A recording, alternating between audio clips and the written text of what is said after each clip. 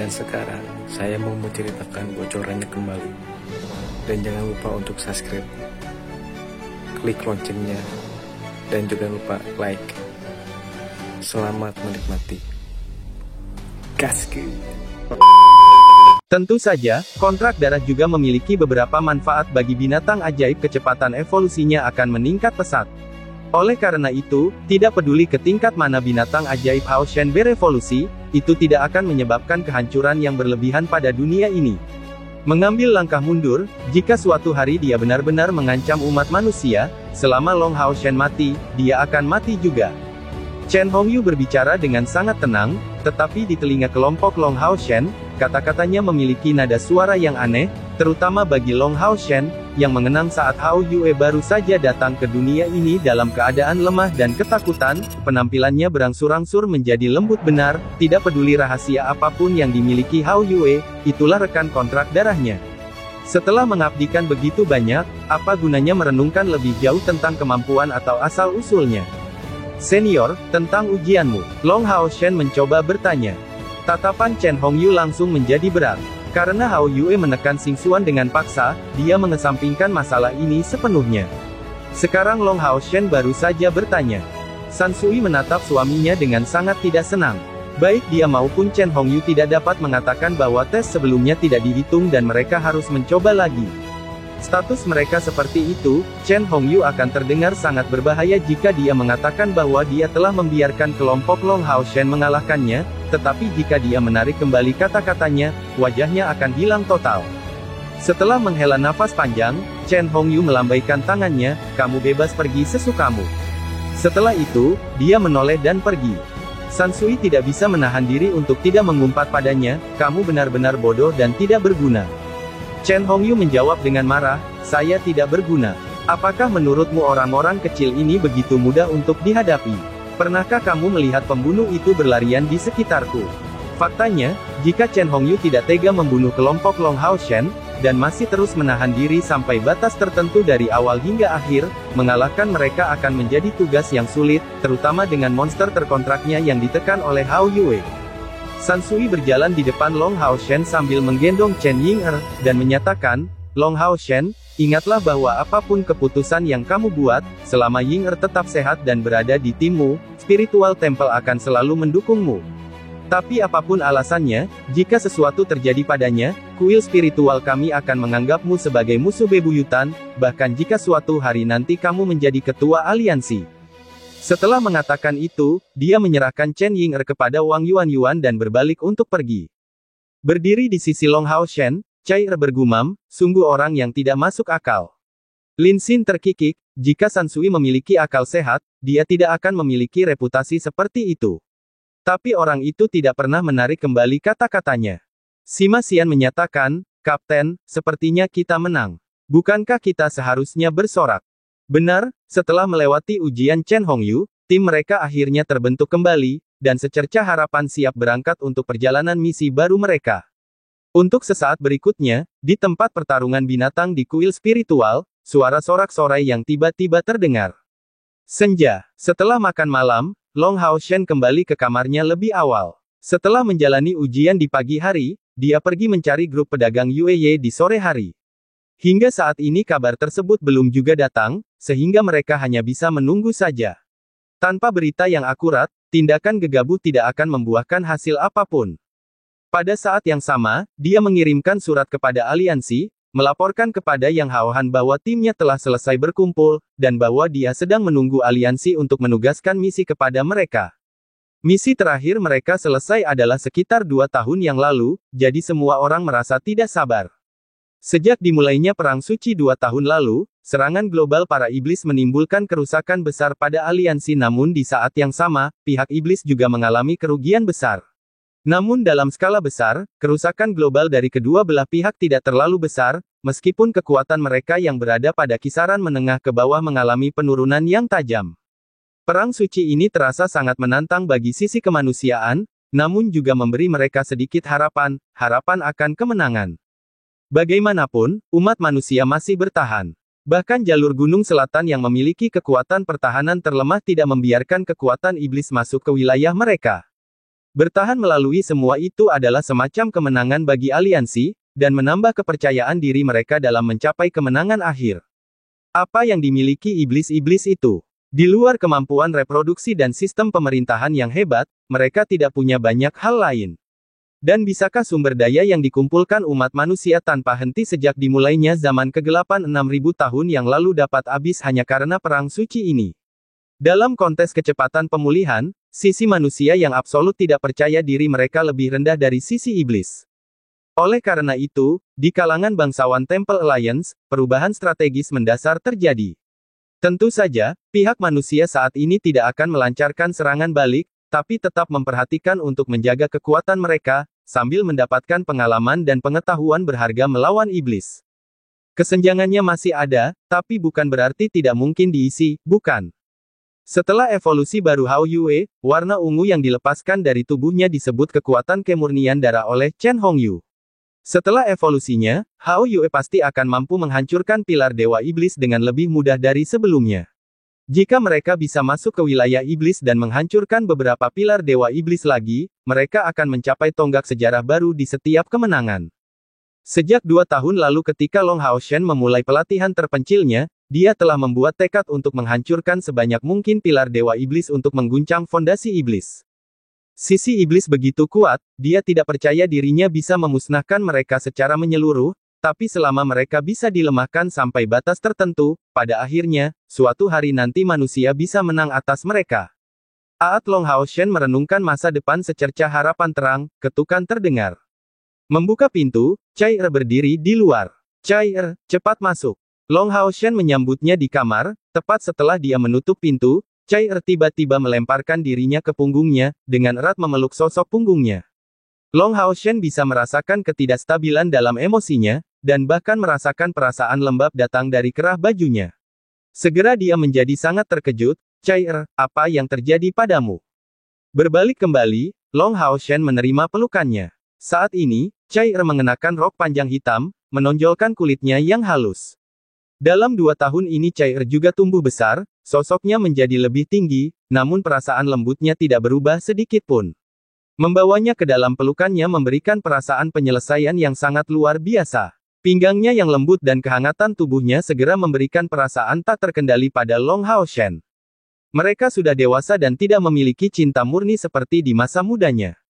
Kontak tubuh mereka tidak akan terjadi tanpa reaksi fisiologis yang intens. Long Haoshen merasakan lengannya menggigil, saat gambaran Chai telanjang di kuil ilusi tidak bisa tidak muncul kembali di benaknya. Untuk sesaat, dia merasakan gelombang panas. Ada terlalu banyak hal yang harus dipikulnya. Hanya pada saat dia bisa berduaan dengannya, hatinya sedikit tenang. Haoshen. Chai mengangkat kepalanya, melingkarkan lengan tipisnya di leher Long Haoshen seperti ular, sebenarnya mengambil inisiatif untuk menempelkan bibirnya ke bibirnya. Karena dia adalah satu-satunya target cintanya, bagaimana Long Haoshen bisa menolak godaan seperti itu? 4 bibir saling menempel, memadukan pengalaman dengan kelembutan muda. Bibir Chai sangat dingin, masih bergetar, tapi gerakannya sangat intens. Memegang erat leher Long Haoshen, sepertinya dia takut melepaskannya. Dingin berangsur-angsur berubah menjadi panas, dan napas mereka menjadi tergesa-gesa. Pakaian mereka berserakan, dan saat mereka berdua jatuh ke tempat tidur, Chai tidak bisa menahan diri untuk tidak mengeluarkan erangan lembut. Naluri primitif menuntun mereka mencari asal-usul kehidupan. Pada akhirnya, saat Chai mengetahui momen kehangatan itu, tubuhnya tiba-tiba mengejang. Tidak, jangan. Dia tiba-tiba berteriak keras, mengabaikan segalanya. Nafas kasar Long Haoshen tiba-tiba terhenti. Mendengar teriakannya yang tiba-tiba bergema, mata jernihnya tiba-tiba sadar. Chai berjuang untuk menyelinap keluar dari pelukannya, memeluk selimut saat dia menangis. Api hasrat berangsur-angsur turun, saat Long Haoshen berdiri penuh keterkejutan di depan pemandangan ini. Sejak Chai masuk, sepertinya ada yang tidak beres. Tapi mereka berdua dengan cepat terjebak dalam keinginan mereka, Long Haoshen menjadi sangat terkejut dan kebingungan atas perubahannya saat ini. Chai, apa yang terjadi? Long Haoshen maju dengan tergesa-gesa, tidak berani melakukan kontak dengannya dan dahinya berkeringat, ini salahku, aku seharusnya tidak melakukannya, maafkan aku, jadi tolong jangan tersinggung. Apa yang terjadi denganmu? Chai menggelengkan kepalanya dengan paksa saat air matanya mengalir karena guncangan, tidak, itu bukan salahmu. Aku salah, aku tidak bisa, aku tidak bisa. Mengatakan itu, dia menangis di bawah pelukan Long Hao Shen. Bahkan ketika menghadapi Dewa Iblis, Long Hao Shen tidak merasa kehilangan seperti sekarang. Dia benar-benar mencintai Chai dan melihat penampilannya yang sedih, dia menjadi sedih. Terlebih lagi, dia sama sekali tidak tahu mengapa Chai menjadi seperti itu. Setelah sekian lama, emosi Chai berangsur-angsur stabil, hanya mengeluarkan isak tangis kecil. Long Hao Shen bahkan tidak berani bertanya atau melihat terlalu banyak pada Chai untuk mengurangi perasaan tergoda, dia tidak punya pilihan selain membungkus tubuh Chai dengan selimut, menghiburnya dengan lembut. Mengangkat kepalanya, Chai menatap Long Hao Shen dengan wajah yang masih kabur, maaf Hao Shen, aku tidak bisa. Long Hao Shen menggelengkan kepalanya dengan tergesa-gesa, bukan apa-apa, aku terlalu terburu-buru. Menyeka keringat di dahi Long Hao Shen, Chai erat bersandar di pelukannya, ini salahku, aku terlalu takut kehilanganmu. Melihat emosinya agak stabil, Long Hao Shen akhirnya mencoba bertanya, Chai apa maksudmu?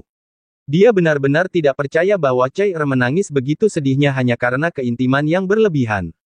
Chai menundukkan kepalanya, sejak kehilangan ingatanku, aku percaya bahwa harus ada orang lain dalam diriku yang harus menerima cintamu, dan itulah masa laluku. Hari ini, ketika kami menghadapi ujian kakek Ying perasaan ini sangat berbeda. Ketika semua orang melapor kepadamu, meningkatkan semangat kami, saya dapat melihat betapa berdedikasi dan penuh kasih mereka memandang kenangan masa lalu ini. Tapi saya tidak punya kenangan seperti itu, saya tidak punya satu pun. Saat itu juga, aku merasa seperti orang asing. Aku bukan lagi Chai di hatimu kan? Tapi di saat yang sama, aku juga sangat mencintaimu. Tahukah kamu tentang hal itu?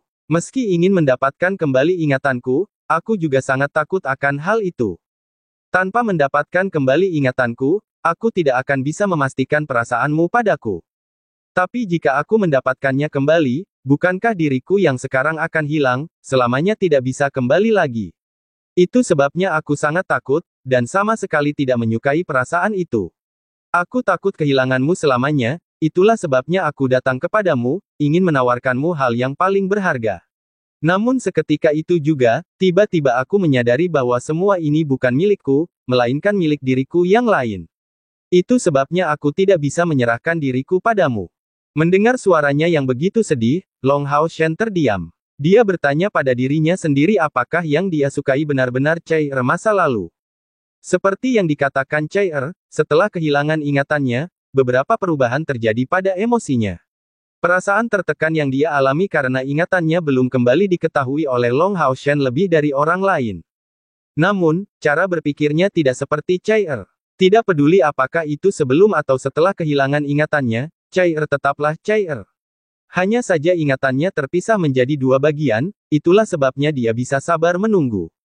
Dengan ringan membelai rambutnya yang berantakan, Long Hao Shen berkata dengan suara rendah, kamu benar-benar bodoh. Mengapa aku berpikir seperti itu? Saya suka Chai segalanya untuknya. Baik itu tubuhmu, rambutmu, atau bahkan sedikit keringatmu. Tidak peduli apakah itu sebelum atau sesudah kamu kehilangan ingatanmu, kamu hanyalah kamu, Chai ku. Yang hilang hanyalah kenangan, kamu tidak perlu khawatir kehilangan dirimu saat ini setelah mendapatkannya kembali. Itu karena mereka hanya akan menyatu kembali, dan tidak mungkin mengambil alih atau menghapus satu sama lain. Mendengar kata-kata Long Hao Shen, Chai perlahan-lahan menjadi tenang dari keadaan emosinya. Mendekatinya, dia tidak mengatakan apa-apa, tapi gemetarnya menjadi sangat tenang. Chai tahukah kamu? Sebenarnya aku sangat bahagia, lebih dari jika kita adalah sepasang kekasih biasa. Pada titik ini, Long Hao Shen berhenti, dengan sukarela memotong bagian penting. Seperti yang diharapkan, kata-katanya membangkitkan rasa ingin tahu Chai Dia mengangkat kepalanya untuk menatapnya, matanya merah dan karena menangis, dan bertanya, mengapa? Long Hao Shen mencium keningnya sambil tersenyum, itu karena kekasihku jatuh cinta padaku 2 kali. Bayangkan saja, jika setelah ingatanmu kembali, kedua cintamu padaku menjadi satu, bagaimana tidak membuatmu semakin mencintaiku? Seberapa besar keberuntungan yang saya miliki untuk bisa menjalani hal seperti itu. Jadi kamu tidak perlu khawatir, baik itu dirimu yang dulu maupun yang sekarang, aku akan mencintai keduanya tanpa syarat. Aku tidak akan menyembunyikan darimu bahwa, jauh di lubuk hati, aku masih berharap kamu memulihkan ingatanmu sebelumnya, karena aku berharap kamu mengingat saat-saat bahagia kita di masa lalu. Tapi aku tidak akan pernah memaksamu untuk memulihkan ingatanmu. Kita sebaiknya membiarkan alam mengikuti jalannya. Tapi apapun yang terjadi, dan kapanpun, kamu tidak perlu khawatir kehilangan aku. Selama aku masih hidup, kamu akan selalu menjadi satu-satunya orang yang aku rasakan. Bahkan setelah kematian atau reinkarnasi, kamu akan tetap menjadi satu-satunya milikku. Saat aku masih muda, aku tidak mengerti apa itu cinta. Tapi kini aku paham, tentang selalu memikirkan seseorang, tentang rindu pada orang itu, tentang merawat orang itu, memperhatikan dengan penuh perhatian, memeluk, mencium dan rela mengorbankan apapun demi dirimu. Aku mencintaimu dan mencintai segalanya darimu. Hilangnya ingatanmu pasti tidak akan membuatku memecah belahmu. Saya pasti tidak akan membuat perbedaan apapun hanya karena kamu kehilangan ingatan. Itu hanya membuatku sedih dan membuatku semakin ingin menghargai dan melindungimu, karena aku belum melindungimu dengan baik. Hao Shen, teriak Chai-er keras, berusaha melepaskan diri dari selimut dan tiba-tiba melemparkan dirinya ke arahnya, memeluknya dalam-dalam. Air matanya keluar sekali lagi, tapi kali ini, bukan karena kesakitan melainkan kebahagiaan. Di pagi hari, Long Hao Shen muncul di depan kelompok dengan lingkaran hitam di bawah matanya, dan di luar Chai-er yang absen, semua orang sepertinya tertawa terbahak-bahak. Kamar mereka di kuil spiritual sangat dekat, sehingga teriakan keras dari Chai-er kemarin akan terdengar oleh siapa saja yang tidak tuli. Ditambah fakta bahwa Chai-er belum kembali ke kamarnya sepanjang malam, orang bisa membayangkan apa yang mereka lakukan. Long Hao Shen tampak seolah-olah tidak terjadi apa-apa, tapi dialah satu-satunya yang tahu tentang rasa sakitnya. Pada malam sebelumnya, apa yang terjadi di luar gambaran penganiayaan. Setelah terbangun dari air mata kebahagiaannya, Chai-er dengan cepat tertidur dalam pelukannya, pelukan yang sangat erat. Agar dia dapat beristirahat dengan baik, Long Hao Shen menghindari kebisingan apapun. Pada saat Chai-er terbangun, dia langsung panik dan tersipu ketika memikirkan situasi saat itu. Setelah mandi dengan air dingin selama 1/4 jam, dia keluar, tapi tidak bisa menunjukkan ekspresi yang bagus. Saya akan kembali untuk menanyakan kabar dari Yueye Merchant Group.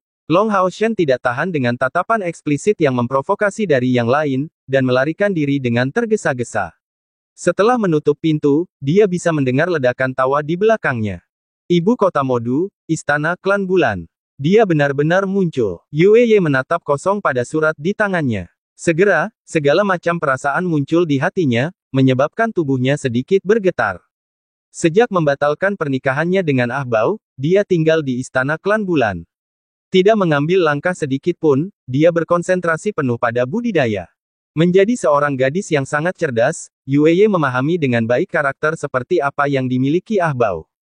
Mungkin dia akan benar-benar terburu-buru untuk bertindak, dan jika dia berada di luar pada waktu itu, dia mungkin akan melakukan sesuatu yang tidak dapat ditarik kembali. Akankah ada pilihan lain selain menikah? Tapi betapapun ngototnya Ah Bao, dia pasti tidak akan berani menimbulkan masalah di dalam Istana Klan Bulan. Bagi Dewa Iblis Bulan Agares yang memegang pilar kedua dari 72 pilar Dewa Iblis, statusnya bukan sekadar angka.